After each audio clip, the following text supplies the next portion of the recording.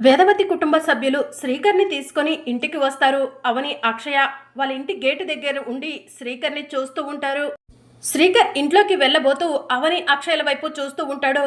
ఒరే శ్రీకర్, అలా వాళ్ళ మొహాలు చూడకురా, వాళ్ళ మొహాలు చూస్తే మంచి జరగదు అని కృష్ణబాబు చెప్తూ ఉంటాడు. శ్రీకర్ పెద్ద గండం నుంచే బయటపడ్డాడు. శ్రీకర్కి హారతి ఇచ్చి ఇంట్లోకి తీసుకెళ్తే బాగుంటుంది. నిహారిక, వెళ్ళి హారతి తీసుకురాపో అని వేదవతి చెప్తూ ఉంటుంది. సరే అత్తయ్య అని చెప్పి నిహారిక లోపలికి వెళ్ళి హారతి తీసుకొస్తుంది. అమ్మ అవని, అక్షయ ఇలా రండి అని ప్రసాదరావు పిలుస్తూ ఉంటాడు. మీ ఆవిడ పెద్ద పులిలాగా మీద పడటానికి సిద్ధంగా ఉంది. ఎందుకు మోయ నన్ను పిలుస్తున్నారు అని చెప్పి అవని అడుగుతూ ఉంటుంది.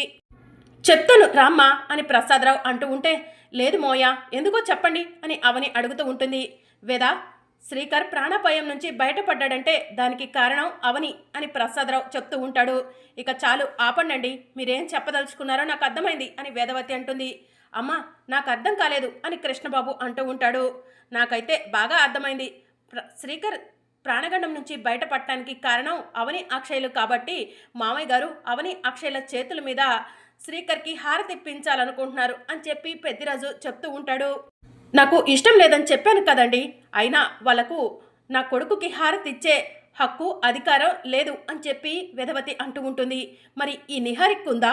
ఒక పూజలు చేస్తుందా, లేకపోతే వ్రతాలు చేస్తుందా, నోములు చేస్తుందా?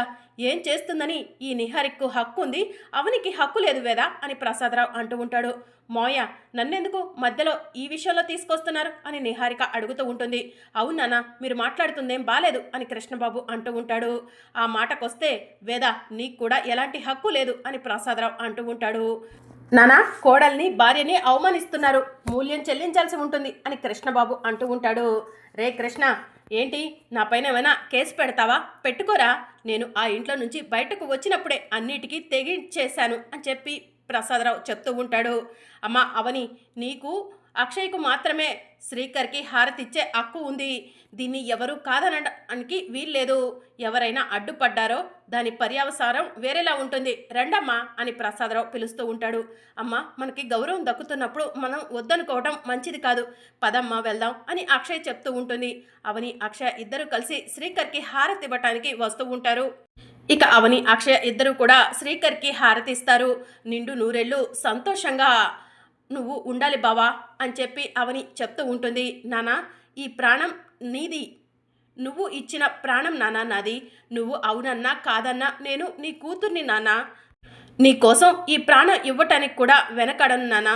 నువ్వు అమ్మ త్వరలోనే కలుసుకోవాలి, అమ్మ గురించి నువ్వు నిజం తెలుసుకోవాలి నానా అని అక్షయ శ్రీకర్కి చెప్తుంది. రారా శ్రీకర్, లోపలికి వెళ్దాం, ఇక్కడే నుంచుంటే వీళ్ళు తెగ హితోపదేశాలు చేసేలా ఉన్నారు అని వేదవతి అంటూ ఉంటుంది. ఇక శ్రీకర్ అవని వాళ్ళ వైపు చూస్తూ ఉంటే, అటువైపు చూడొద్దని చెప్పాను కదా శ్రీకర్, పదరా వెళ్దాం అని చెప్పి కృష్ణబాబు అంటూ ఉంటాడు. ఇక శ్రీకర్ ఇంట్లోకి వెళ్తూ ప్రసాదరావు చెప్పిన మాటలను శ్రీకర్ గుర్తు చేసుకుంటూ ఉంటాడు. అక్షయ నీకు రక్తదానం చేయటానికి కూడా సిద్ధపడింది. 108 సార్లు మృత్యుంజయ మంత్రాన్ని నీ చెవిలో చదివిందిరా, అందుకే నువ్వు కోలుకున్నావు అని ప్రసాదరావు చెప్పిన మాటలను శ్రీకర్ గుర్తు చేసుకుంటూ ఉంటాడు. అమ్మ అవని, మనం కూడా వెళ్దాంరా అని ప్రసాదరావు అవనిని, అక్షయ్ను తీసుకుని వెళ్ళిపోతాడు. ఇక అవని, అక్షయ నిద్రపోతూ ఉంటారు. గుడ్లగూబ అవని ఇంటి వైపు చూస్తూ ఉంటుంది. మాంత్రికుడు అవని ఇంట్లోకి అడుగు పెడుతూ ఉంటాడు. అక్షయ, నీ అంతం నా చేతుల్లోనే ఉంది అక్షయ. అవని, అక్షయ ఒకరికొకరు అన్నట్టుగా ఉంటున్నారు కదా, ఈరోజు నీ కూతుర్ని అంతం చేసి నేను సంతోషపడతాను. మీ ఇద్దరికి అండగా ఉంటున్న ఆ అన్నపూర్ణాదేవి సంగతి నా జట చూసుకుంటుంది అని మాంత్రికుడు తనలో తానే మాట్లాడుకుంటూ అవని, అక్షయ్లో ఉన్న ఇంట్లోకి వెళ్తాడు. అక్షయ అవని గాఢ నిద్రలో ఉంటారు. మాంత్రికుడు అక్షయ్ గొంతు పట్టుకొని నులుముతూ ఉంటాడు. అక్షయ్ కళ్ళు తెరుస్తుంది. అక్షయ, నీ అంతం మొదలైంది. నీకు ప్రాణం పోసింది నీ అమ్మ, కానీ నీ ప్రాణం తీసేది నేను.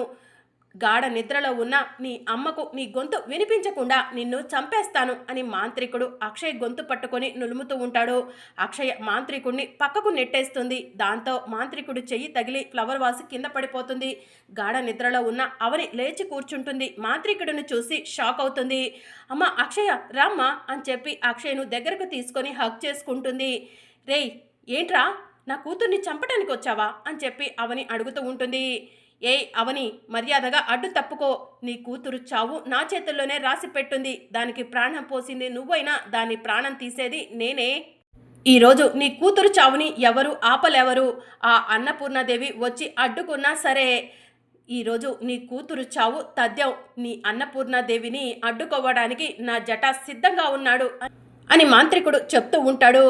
రేయ్, ఒకసారి నిన్ను, నీ స్థావరాన్ని, నీ ప్రజలను అందరినీ కూడా పారిపోయేలా చేశాను, అంతం చేశాను. నీ అదృష్టం బాగుండి తప్పించుకున్నావు. ఈరోజు నా చేతుల్లో చావటానికే నువ్వు నా ఇంటికి వచ్చావారా అని అవని అడుగుతూ ఉంటుంది. చెప్పాను కదా అవని, నీ కూతురు చావు నా చేతుల్లో ఉంది. ఆ అన్నపూర్ణాదేవి కూడా ఆపలేవదు అని చెప్పి మాంత్రికుడు చెప్తూ ఉంటాడు. నా కూతుర్ని నా కళ్ళ ముందే చంపుతా అంటున్నావు. నిన్ను అంతం చేయటానికి ఆ అన్నపూర్ణాదేవి కాదురా, ఈ అవని చాలు. రారా చూసుకుందాం అని అవని అంటూ ఉంటుంది. అయితే నాతో యుద్ధం చెయ్యి అవని అని చెప్పి మాంత్రికుడు అవనిని కొట్టబోతూ ఉంటాడు. ఇక అవని కూడా మాంత్రికుడిని గట్టిగా పట్టుకొని మాంత్రికుడితో యుద్ధం చేస్తూ ఉంటుంది. ఒక్కసారిగా మాంత్రికుడు అవనిని నెట్టేసి అక్షయ్ను లాక్కొని ఇంట్లో నుంచి బయటకు వచ్చి తన చేతిలో ఉన్న మంత్రపు కర్ర తీసుకొని అక్షయ్ తలపై కొడుతూ జై జట అని చెప్పి అంటూ ఉంటాడు. అది చూసి అవని ఒక్కసారిగా షాక్ అవుతుంది. నిద్రపోతున్న అవని లేచి కూర్చొని అక్షయ అని చెప్పి గట్టిగా అరుస్తుంది. దాంతో అక్షయ్ లేచి కూర్చొని అమ్మా ఏమైంది, ఏదైనా పీడకాలు వచ్చిందా అని చెప్పి అడుగుతూ ఉంటుంది. ప్రసాదరావు కూడా అవని దగ్గరకు వచ్చి అమ్మ అవని ఎందుకు అలా అరిచావు, ఏదైనా పీడకాలు వచ్చిందా అని అడుగుతూ ఉంటాడు. అవును మావయ్య, అప్పుడు మాంత్రికుడిని అడవిలో చూశానని చెప్పాను కదా, ఆ మాంత్రికుడు అక్షయ్ను అంతం చేస్తానని ఇంటికి వచ్చినట్టు నాకు కల వచ్చింది మోయ.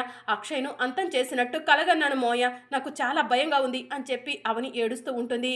అమ్మ అవని అక్షయ కారణ జన్మురాలు, అమ్మవారి హంస. అక్షయ్కు ఏం కాదమ్మా. నీ కూతురు చుట్టూ నేను కవచంలా ఉంటాను. నువ్వు ఉన్నా లేకపోయినా అక్షయ్కు అండగా నేనుంటాను. నువ్వు భయపడకమ్మా. నీ కూతురు దగ్గర ప్రశాంతంగా పడుకోమ్మా. నీకు అంతగా భయంగా అనిపిస్తే నేను బయట కాపలా కూర్చుంటానమ్మా అని ప్రసాదరావు చెప్తూ ఉంటాడు. ఇక దాంతో అవని అక్షయ్ను దగ్గరగా తీసుకొని హగ్ చేసుకుంటుంది. అమ్మ అవని, ఇక ఎలాంటి ఆలోచనలు పెట్టుకోకు, పడుకోమ్మా అని ప్రసాదరావు అంటూ ఉంటాడు. ఏంటో మావయ్య, నాకు చాలా భయంగా ఉంది. ఆ మాయ, ఆ వసీకరణ నుంచి అక్షయ్కు ఎలాంటి ప్రమాదం ఎదురవుతుందోనని టెన్షన్గా ఉంది అని అవని చెప్తూ ఉంటుంది. త్వరలోనే అన్నీ సర్దుకుంటాయమ్మా. ఆ అమ్మవారు అన్నీ సర్దుకునేలా చేస్తుంది. ఈ పాటికే శ్రీకర్ నీ గురించి ఏదో ఒకటి ఆలోచిస్తూ ఉండుంటాడు. పడుకోమ్మా పడుకో అని ప్రసాదరావు చెప్తూ ఉంటే సరే మోయ మీరు కూడా పడుకోండి అని చెప్పి అవని అక్షయ్ను దగ్గరకు తీసుకొని హగ్ చేసుకొని పడుకుంటుంది. ఇక మార్నింగ్ అవుతుంది. శ్రీకర్ బయట కూర్చొని ఉంటాడు. ప్రసాదరావు చెప్పిన మాటలను గుర్తు చేసుకుంటూ ఉంటాడు. అలాగే అక్షయ హారతి ఇచ్చే ముందు ఇది నువ్వు ఇచ్చిన ప్రాణం నానా, నీకోసం నా ప్రాణం ఇవ్వటానికైనా వెనకాడను అని చెప్పిన మాటలను శ్రీకర్ గుర్తు చేసుకుంటాడు. వెంటనే శ్రీకర్ తనకు ట్రీట్మెంట్ చేసిన డాక్టర్కి ఫోన్ చేస్తాడు. ఏంటి బంగారం, వీడు రూమ్లో రెస్ట్ తీసుకోవాల్సింది పోయి ఏదో ఆలోచిస్తున్నాడు అని కృష్ణబాబు నిహారికని అడుగుతూ ఉంటాడు. మనోడు హాస్పిటల్ నుంచి వచ్చినప్పటి నుంచి ఏదో విచిత్రంగా కనిపిస్తున్నాడు అని నిహారిక చెప్తూ ఉంటుంది. అప్పుడే శ్రీకర్ డాక్టర్కి ఫోన్ చేసి డాక్టర్ నేను శ్రీకర్ని అని చెప్పి చెప్తూ ఉంటాడు. మిస్టర్ శ్రీకర్ ఇప్పుడు ఎలా ఉంది మీకు అని డాక్టర్ అడుగుతూ ఉంటాడు. బాగానే ఉంది డాక్టర్ అని శ్రీకర్ చెప్తూ ఉంటాడు. త్వరలోనే అన్నీ సర్దుకుంటాయి, నువ్వు ఎక్కువగా స్ట్రెస్ ఫీల్ అవ్వకు అని డాక్టర్ చెప్తూ ఉంటారు. నేను ఇప్పుడు ఎందుకు ఫోన్ చేశానంటే నేను ఒక రిపోర్ట్ కావాలని అడిగాను కదా, ఆ రిపోర్ట్ సంగతి ఏమైంది డాక్టర్ అని శ్రీకర్ అడుగుతూ ఉంటాడు. రిపోర్ట్ రావటానికి 3 రోజులు టైం పడుతుంది అని డాక్టర్ చెప్తూ ఉంటాడు. డాక్టర్ ఎలాగైనా సరే ఆ రిపోర్ట్ త్వరగా వచ్చేలా చేయండి, అది నాకు లైఫ్ అండ్ డెత్ సమస్య అని శ్రీకర్ డాక్టర్తో చెప్తూ ఉంటాడు. రిపోర్ట్ రాగానే నీకు ఫోన్ చేస్తాను శ్రీకర్ అని డాక్టర్ ఫోన్ కట్ చేస్తారు. ఈడు ఏ రిపోర్టు గురించి డాక్టర్ని అడుగుతున్నాడు, అసలు అది ఏ రిపోర్ట్ అయి ఉంటుంది అని చెప్పి మాట్లాడుకుంటూ ఉంటారు నిహారిక కృష్ణబాబులు. మరి అప్కమింగ్ ఎపిసోడ్లో ఏం జరగనుందో తెలుసుకోవాలనుకుంటున్నారా? అయితే ఛానల్ను సబ్స్క్రైబ్ చేసుకుని సపోర్ట్ చేయడం మర్చిపోకండి. Thank you for watching.